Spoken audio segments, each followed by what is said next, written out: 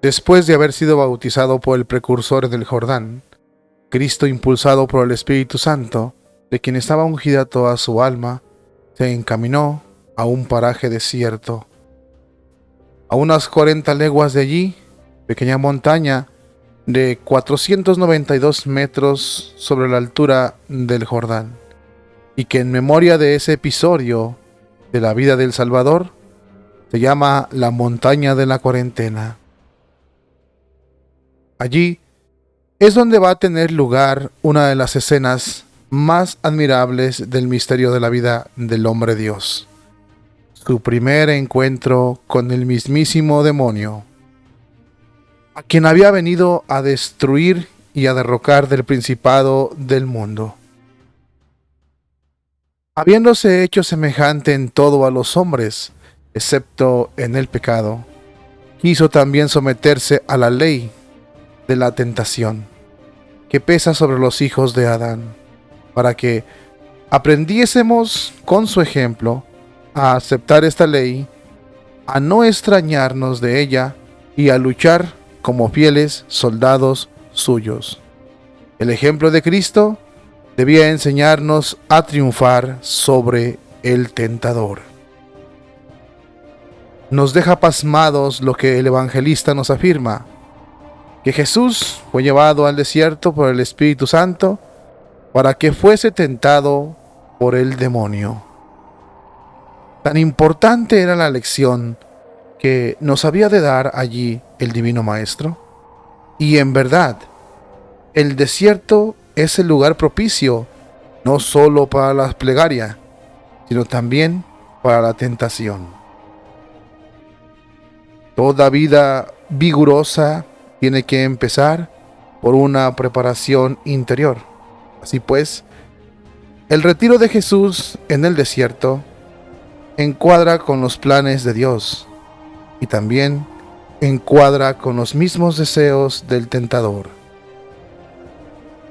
Toda vida rigurosa de los santos que van a ser investidos de una misión extraordinaria empieza por lo regular en el desierto. Tenemos el ejemplo de Moisés, Elías, Juan Bautista, el mismo Pablo, San Antonio, San Benito, San Francisco y el propio San Ignacio de la Loyola. Nos enseña que comenzaron por retirarse a la soledad y que en ella sufrieron grandes asaltos del mismísimo demonio, que se esforzaba por alejarlos de sus propósitos, ya sea con amenazas, ya sea con halagos, ya sea con advertencias, pero hacía todo su esfuerzo por apartarlos del propósito para el cual iban a ser hechos. Con razón, este enemigo irreconocible del amor de Dios para con los hombres es llamado Satanás, es decir, el adversario y el insidioso por excelencia. Luzbel no podía tentar a Jesús valiéndose de los incentivos de la concupiscencia, pues en él no había ni podía haber inclinación ninguna desordenada. Solo podía ser abordado por la sugestión proveniente de afuera. Además, en el camino que lleva de la tentación al pecado, hay que distinguir tres etapas principalmente. Número 1, la inclinación al mal. Número 2, la delectación causada por el pensamiento del mal. Y el consentimiento como número 3, o la libre aceptación de lo que se nos ha sugerido. En Jesús, impecable, con la impecabilidad de Dios, la tentación no podía pasar de la primera etapa. Mas antes de seguir adelante, ocurre preguntar: ¿qué fin se proponía el demonio al tentar a Jesús?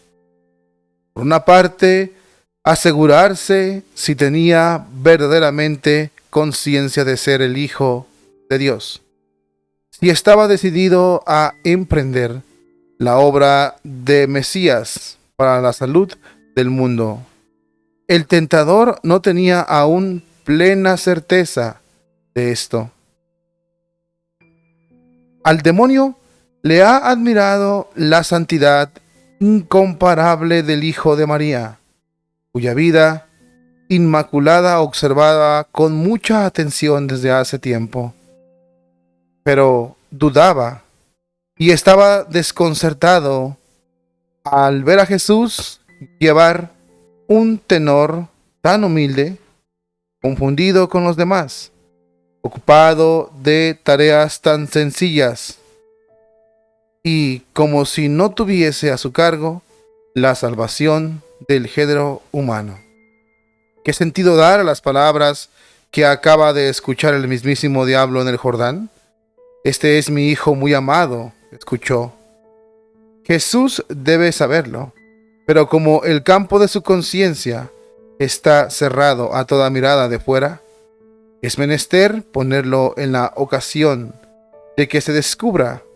Si por este medio llega a comprobar que es el Mesías, el que tiene delante, hay que procurar apartarlo de su misión, desviarlo de ella, o al menos hacerlo caer en algún desorden, lo que significaría para Luzbel la más deseada de sus victorias. Así pensaba el demonio verosimilmente, como ángel de las tinieblas. No es menos de admirar la destreza que guarda Satanás en el modo de atacar a Jesús, seguro de que tiene que habérselas con un santo extraordinario. Se transforma en ángel de luz, se le insinúa su color de bien, con palabras de la Escritura, pero con el designio de llevarlo al mal, precisamente en lo tocante a su misión. Por lo demás, no hemos de pensar que las tentaciones pasaron con la rapidez que cuentan los relatos de los evangelios. Eso no es sino un resumen del drama que se vivió en el desierto. Ni siquiera es necesario suponer que tuviesen lugar en un solo día. San Marcos se contenta con decirnos que Jesús era tentado por el demonio en el desierto, lo cual indica cierta duración. San Mateo y San Lucas refieren las tres tentaciones, pero en un orden diferente en cuanto a la segunda y a la tercera tentación. Nadie, absolutamente nadie fue testigo de ellas, de modo que los discípulos no pudieron saberlo, sino por una confidencia íntima de su maestro.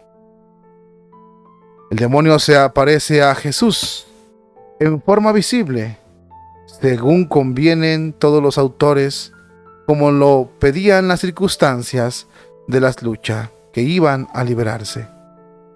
Mas tiene buen cuidado de disimular su verdadero objeto. Satanás se acerca, pues, a ese hombre que se llama Jesús, y ese hombre, con su naturaleza y su voluntad humana, es el que se mide con él y le resiste. Parece como si el divino Salvador se hubiese prestado para nuestra enseñanza a un duelo con aquel que se jacta de ser el poderoso y el príncipe de este mundo. Le deja Jesús a Lucifer escoger las armas. A los textos de la Escritura citados por Satanás, le responde con otros textos de la misma Escritura. A la astucia, Jesús opone la prudencia. Jesús, que cala muy bien los intentos de Satanás, responde de manera que deja a su adversario en una perplejidad incomparable.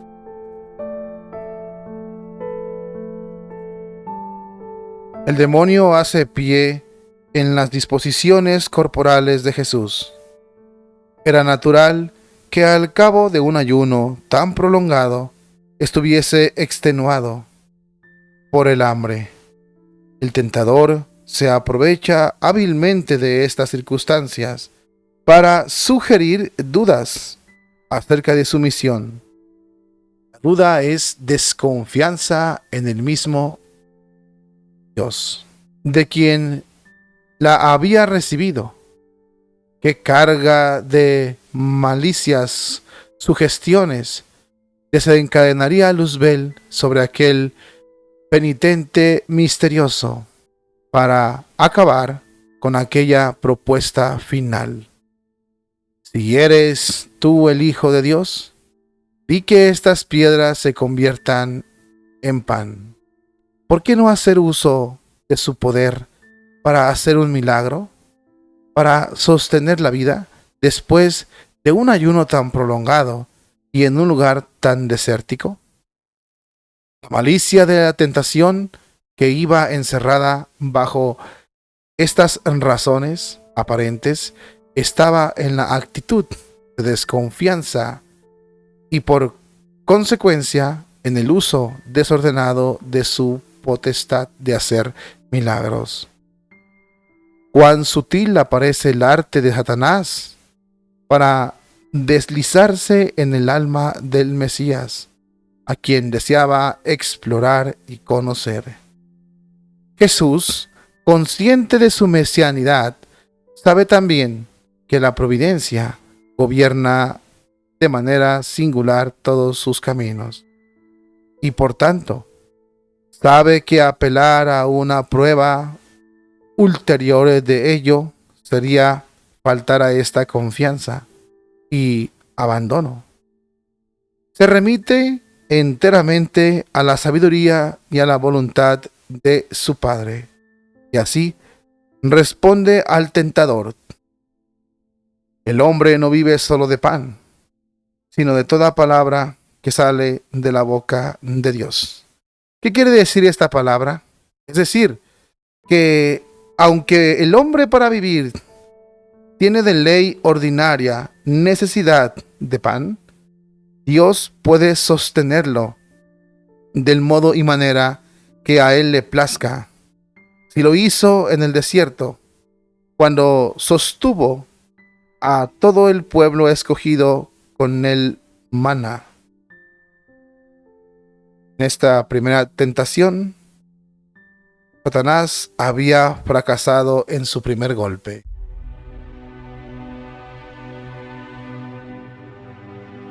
Jesús permite que el demonio, haciendo uso de su poder angélico, lo transporte al pináculo del templo, o sea, al punto más alto del edificio, probablemente al que coronaba a una altura de unos 40 metros de la torre del ángulo sudoeste.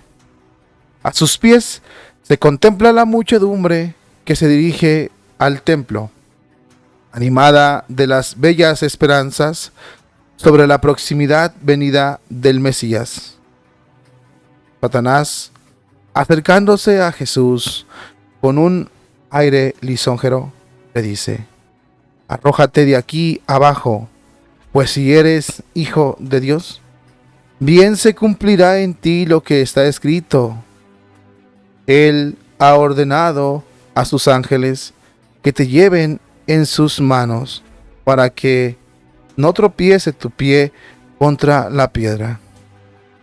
Así las gentes lo aclamarán por el verdadero Mesías, como un Salvador que bajó directamente del cielo.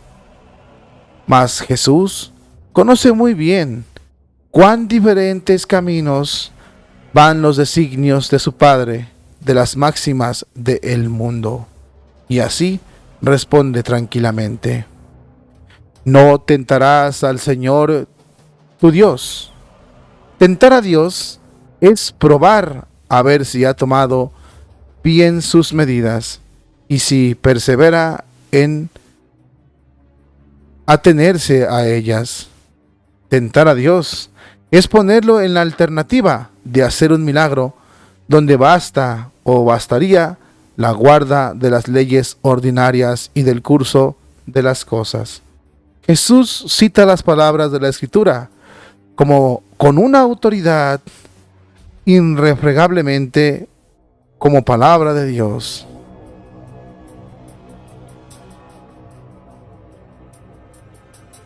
El demonio vencido quiere dar todavía un supremo asalto. El diablo lo transportó a lo alto de una montaña muy elevada, desde donde le mostró todos los reinos del mundo con toda su gloria. Ninguna montaña hay desde donde se puedan ver todo esto. Se trata pues de una cumbre desde donde Satanás, por medio de una evocación angélica, hizo aparecer ante los ojos de Cristo la extensión y la magnificencia de las grandezas humanas. El pasado, el presente y el porvenir resplandecientes de poderío, de riquezas y de gloria, en un panorama inmenso y fascinador. Y le dice el tentador: todo esto te daré si postrándote me adoras.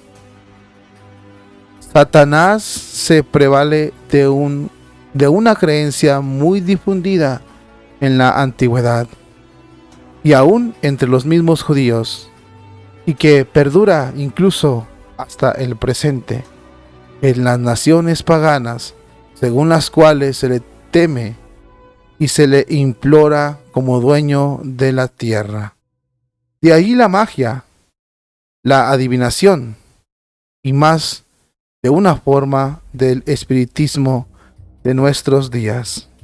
Mas, ¿cuánta exageración en las vanas promesas de Satanás? Cuán falsamente se jacta de su poder omnímodo sobre las cosas de la tierra. Sin embargo, hay que reconocer que en castigo del pecado, Dios le permite intervenir en los negocios humanos. Y por eso, Jesucristo, y en pos de él, San Pablo lo llama príncipe de este mundo. Si Jesús es el Mesías, ¿cómo lo barrunta Lucifer? ¡Qué gloria para él que quiso subir al trono del Altísimo, vencer y verse adorado por el deseado de las naciones y por aquel que era la expectación del género humano? ¿Qué pretensión de la soberbia es tan necia que hace mentecato al mismísimo demonio y le pone en ridículo a él mismo? Jesús ya no soporta más tanta osadía y le dice: va de retro, Satanás, porque está escrito: adorarás al Señor tu Dios y a él solo servirás. Entonces el diablo se marchó vencido, pero no desalentado. Más tarde volvería a la carga. San Lucas nos dice expresamente que se alejó de Jesús por un tiempo. Alusión manifiesta a otros asaltos que sin duda le dio durante toda su vida y señaladamente en la hora de su pasión, hora del poder de las tinieblas, como lo llama el mismísimo Salvador. Pasada la tentación, he aquí que los ángeles llegaron a él y le servían. Suponen los mismos intérpretes y los estudiosos que este servicio se refiere al mantenimiento y al refrigerio que necesitaba él. El evangelista no precisa cómo estaba hecha esta bella escena y lo deja a nuestra propia imaginación. ¿Cómo campea en este drama de la tentación de Cristo la habilidad y destreza del demonio? De la desconfianza pasa a la persuasión y de esta al orgullo. el cual es bastante a desencadenar en el hombre. Las peores sugestiones, conocer al demonio, es aprender de él para vencerlo.